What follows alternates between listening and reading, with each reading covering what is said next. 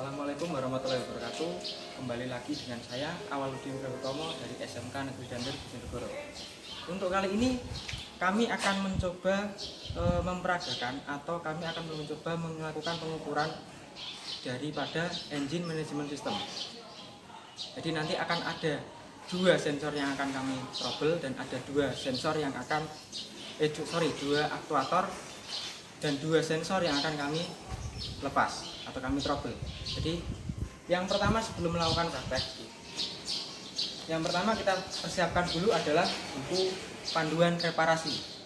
Selanjutnya kita menggunakan lens untuk pembacaan scannernya, lens bermerek X431 Pro. Selanjutnya kita menggunakan job sheet atau buku kerja, jadi sebagai acuan kita untuk memperoleh hasil pengukuran. Lalu tak kalah pentingnya kita menggunakan multimeter atau AVO. Oke. Sebelumnya kita harus membuktikan dulu kondisi kendaraan dalam kondisi normal. Bagaimana caranya? Yang pertama adalah kita harus menyalakan engine terlebih dahulu.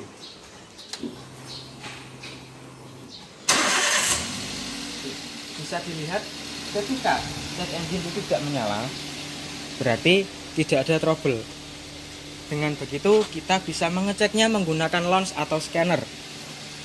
Sebelumnya kita harus memasang OBD2 tersebut ke dalam 16 sampai di sini ada muncul tanda warna biru.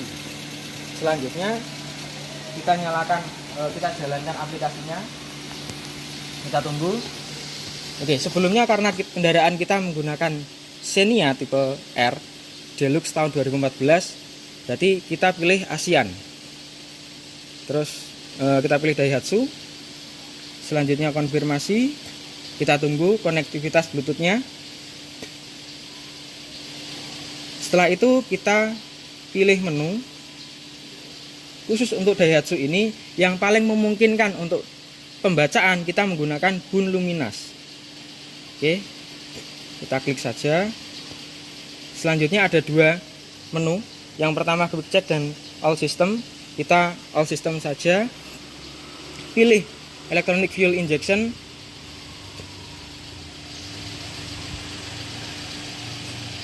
Oke. Setelah itu untuk melihat apa ada trouble atau apa ada sensor yang terlepas atau aktuator yang terlepas, kita bisa melihatnya di read fault code. Ketika tidak ada the fault code cannot be found, berarti tidak ditemukan suatu permasalahan.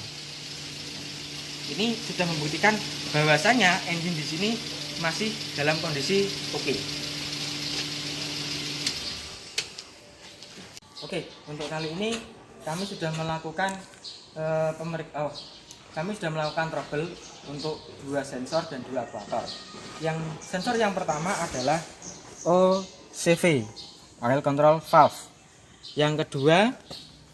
Sensor yang kedua adalah TPS, Throttle Position Sensor. Berikutnya, aktuator yang pertama adalah ISC, Idling Speed Control. Berikutnya adalah kipas cooling fan. Jadi ini sudah kita lepas, sehingga langkah berikutnya kita buktikan menggunakan scanner lens apakah kendaraan ini terjadi trouble atau tidak. Oke. Pertama kita nyalakan dulu kendaraannya.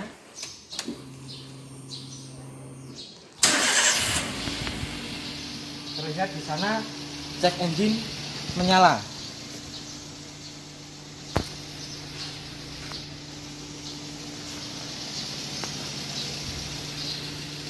Check engine menyala artinya ada trouble di kendaraan tersebut. Oke, kita mulai membaca lagi menggunakan lens. Tadi sudah saya jalankan aplikasinya. Kita pilih ASEAN, terus kemudian Daihatsu. Kita confirm sama seperti proses yang tadi. Selanjutnya kita milih Bun Luminas. Kita klik saja. Ada dua, kita pilih all system. terus electronic fuel injection.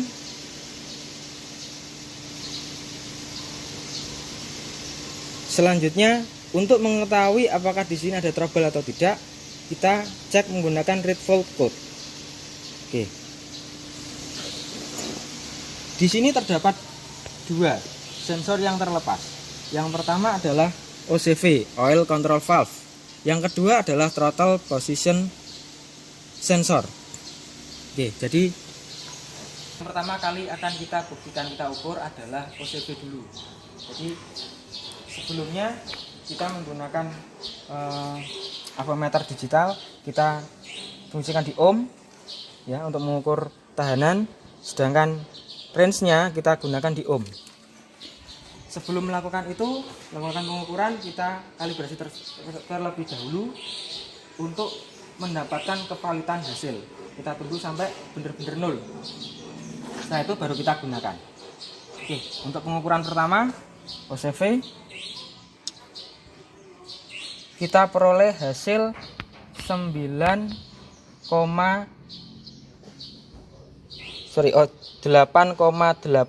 ohm. Oke. Sebelumnya kita sudah membaca buku referensi. OCV itu antara kisaran 6,9 sampai 7,9 ohm. Sedangkan tadi yang kita dapatkan adalah 8,8 ohm. Sehingga di sini tahanannya melebihi dari ambang batas. Boleh diganti, boleh digunakan saja, asal tetap memperhatikan perawatan dari kendaraan tersebut.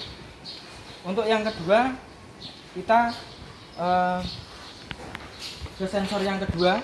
Sebelumnya kita kalibrasi terlebih dahulu. Sebelumnya kita menggunakan kilo ohm. Kita kalibrasi dulu sampai benar-benar nol untuk kevalitan hasil pengukuran. Oke. Untuk yang pertama kali kita baca pin 1 dan pin 2 untuk menentukan referensinya, tegangan hambatan referensinya.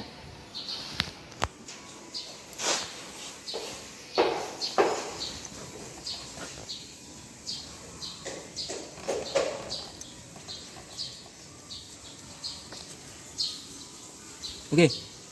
Di sini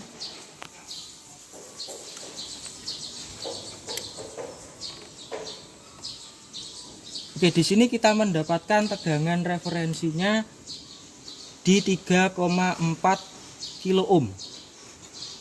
Oke. Untuk yang kedua, kita mengukurnya pada posisi dia tertutup. Jadi pin nomor 2 dan pin nomor 3.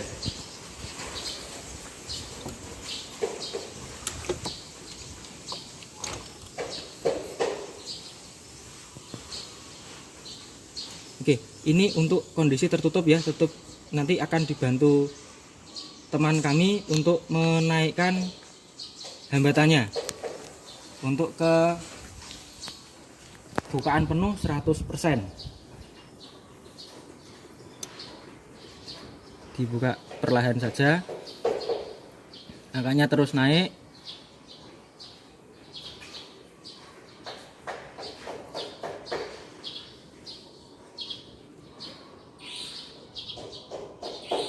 Oke, sampai kita menjumpai di angka 2,8 kilo ohm.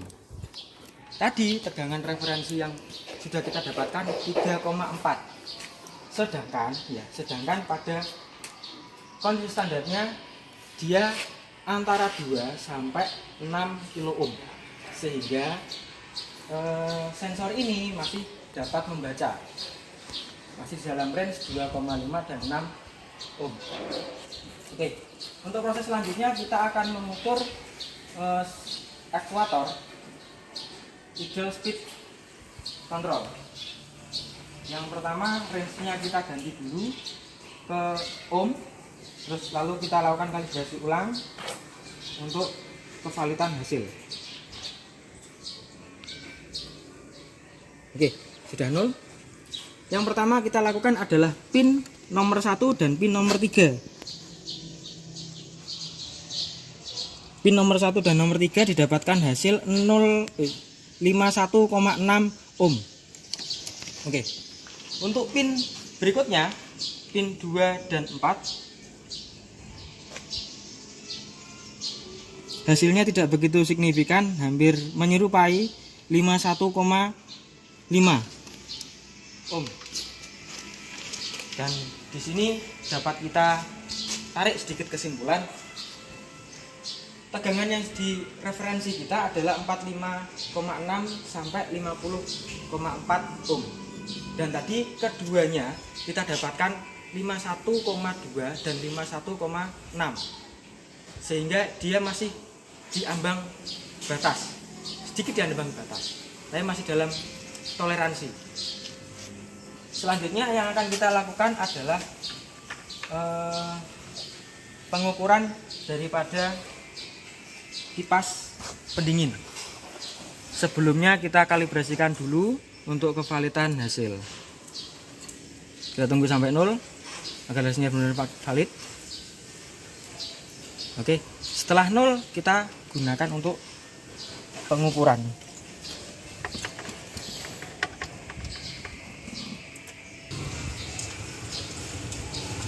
Oke, tegangan yang kita dapatkan adalah 0,4 ohm. Jadi sebetulnya untuk standarisasi dari perusahaan, dari pabrik, daripada senya ini menggunakan kurang dari 1 ohm, sehingga dia masih di dalam ambang batasnya. Oke, untuk selanjutnya setelah kita mengukur, setelah kita mengecek terjadi trouble, kita kembalikan dulu sensor dan aktuatornya.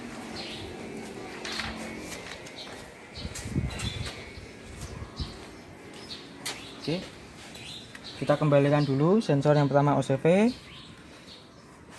lalu kita pasang soket kembali dari kipas fan-nya, kipas pendingin, lalu kita pasang lagi SCV.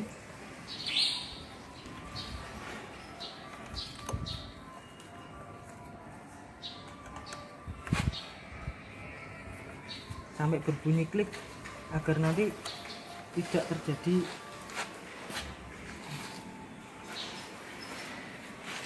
Oke. Untuk langkah selanjutnya kita sudah membuktikan tadi bagaimana mengukurnya. Terus proses selanjutnya adalah kita mencoba kembali menggunakan lamp, karena tadi sudah kita ukur dan sudah kita pasangkan kembali ke sensornya. Untuk sebelumnya kita nyalakan dulu engine-nya.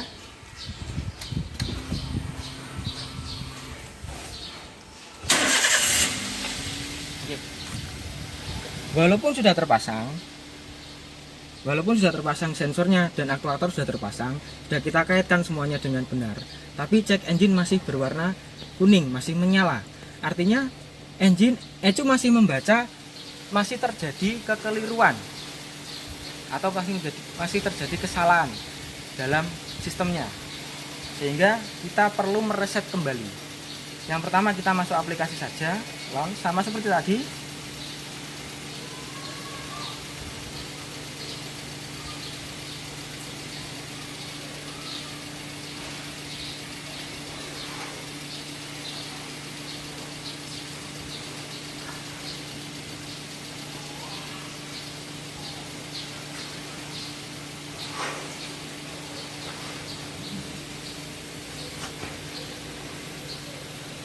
Oke, di sini kita buka kembali read fault code untuk melihat apakah tadi yang kita trouble bener enggak. Oke, masih tetap sama. Yang pertama adalah OCV, oil control valve. Yang kedua adalah throttle position sensor. Oke, selanjutnya adalah kill fault memory. Di sini kita tekan yes. Lalu apa yang terjadi? Cek engine-nya menghilang. Oke. Karena di sini muncul kata-kata clear fault memory complete. Artinya kesalahan sudah dihapus oleh sistem ECU. Oke, kita buktikan kembali. Kita baca read fault code. Nah, sudah tidak ada kesalahan lagi. Artinya engine ini sudah kita kembalikan ke kondisi semula sebelum kita trouble. Jadi itu yang bisa dapat kami sampaikan. Setiap kendaraan menggunakan data yang berbeda dan selalu berpedoman ke buku panduan reparasi untuk servis untuk mendapatkan performa mesin yang seperti halnya standar. Jadi itu yang dapat kami sampaikan. Salam dari SMK Negeri Dander, SMK Negeri Dander, tanggap tangguh tanggung Rengginas.